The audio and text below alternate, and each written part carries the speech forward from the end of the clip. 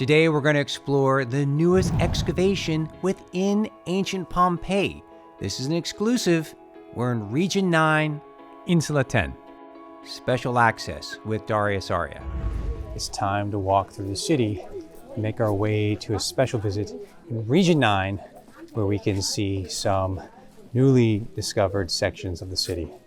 And that's what's going on in Pompeii, is you have constant maintenance.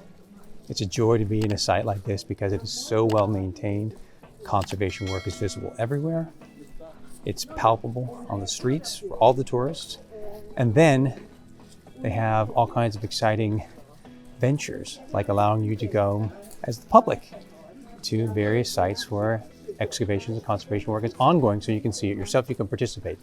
This one here is a special press conference allowing us to go to a section recently excavated.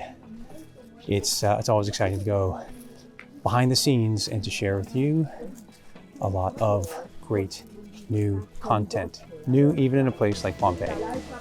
Today we're exploring a portion of Region IX, an area that covers approximately 3,200 square meters.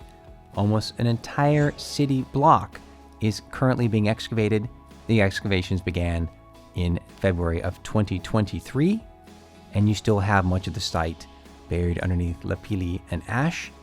But the excavation has revealed extraordinary new insights into the lives of the Pompeians destroyed by the eruption of Vesuvius. It's about as good as it gets. This is behind the curtains here in Pompeii, Region IX. Work is going on. Look at that staircase covered for protection. Look at the material left from the pyroclastic flow.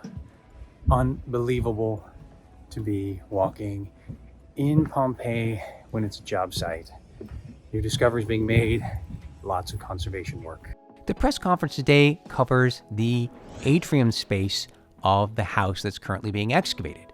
We'll see the contiguous rooms around the atrium space, frescoes, a lararium, and even a bakery. Let's go explore. So just off the atrium space, we have this frescoed room with the work of the conservator interrupted at the time of the press conference. And we have, of course, frescoes in situ that are in need of restoration. Here's part of a millstone for the adjacent bakery. It's in the atrium space. And here we have the recessed area that is the impluvium. And there is the lead pipe for the fountain that would have been originally placed here. I want to show you right now the famous so-called pizza. Of course, it's like a focaccia, but it is just underlines the fact that you're always going to find something amazing, unique, different, unexpected when you excavate any site. Of course, Pompeii remains extraordinary. And having visited this summer, I see now a grand difference as all these spaces are now covered. Work continues. And it's magnificent to be here in this site to see all this activity and all this conservation work alongside excavation. The whole world is talking about this still life. Now, when you see a lot of food that's on a beautiful display, here there's even a silver cup. This is a xenia, or a hospitality gift that would have been offered to the guests in real life. But we can take a look at this, and we do see all kinds of foods and fruits like pomegranates, and then we see this round bread, this focaccia, that a lot of people say looks like a pizza, but of course this is the time before there was a pizza. And we can see on that focaccia, it seems to be some other fruits, maybe dates, spices, and maybe even some pesto. So this would have been a delicious meal. This would have been something to be offered to your guests. And here it is immortalized on this fresco, one of the great surprises of the house on Insula 10, Region IX. The house was also a job site being repaired. Here's a pile of unused roof tiles and tuff bricks. I mean, look at that. Roof tiles, ready to be used, not used, in perfect condition. They haven't even excavated them. So in other words, there's still the material between the stacked tiles. How amazing is that?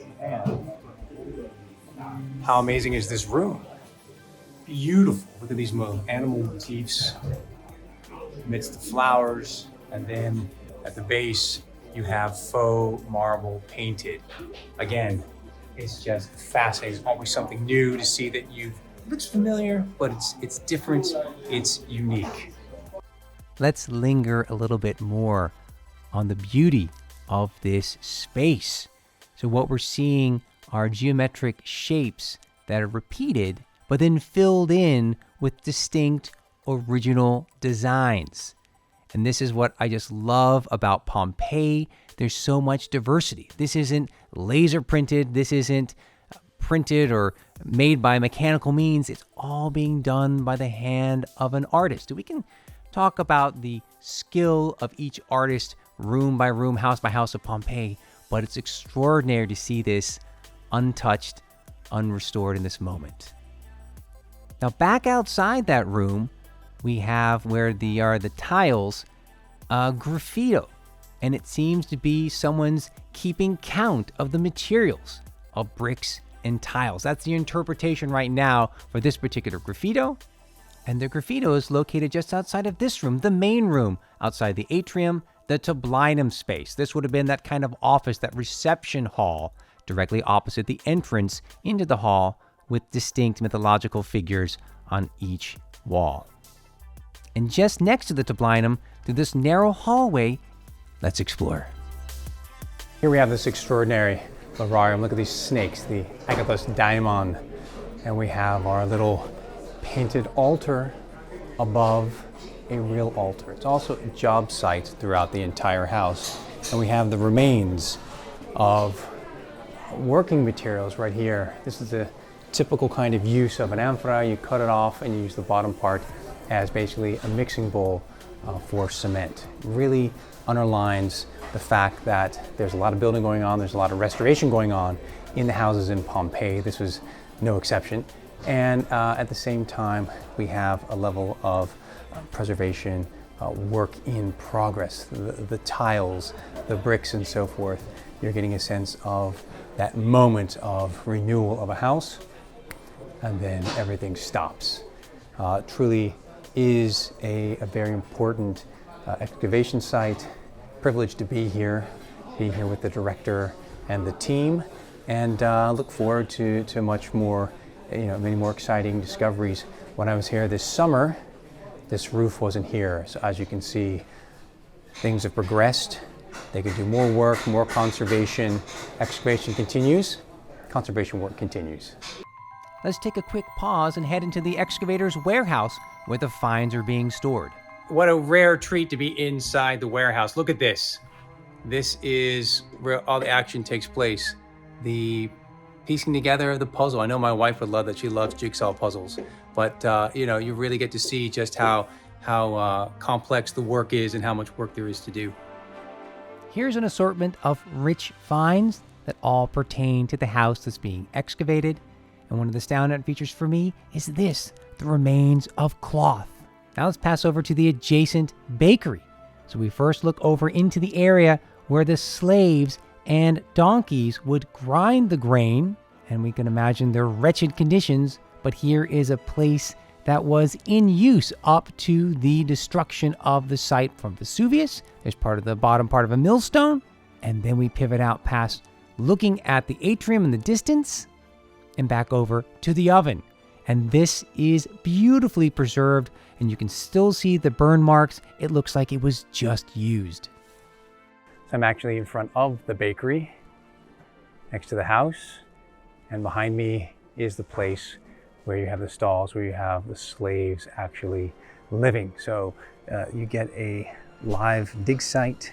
When you see debris like this, it also was a job site. There's piles of materials. This is a site that's going to be refurbished, in the process of being refurbished. You have piles of the roof tiles, and then it all comes, to a grinding halt. So to see a site like this, to also for me to witness this at the time of discovery, this past summer, now seeing the roofing, now seeing work going on, going into the warehouse, storage facilities where, piecing together pieces of fresco from the walls and from the ceilings and so forth. It is exciting, it's dynamic, and this is why archaeology is really exciting. A big part of it is the discovery. A big part of it is the maintenance. So that's kind of the drum beat, for archaeology today. It's both sharing that information, documenting the information, and then preserving the history that you uncover.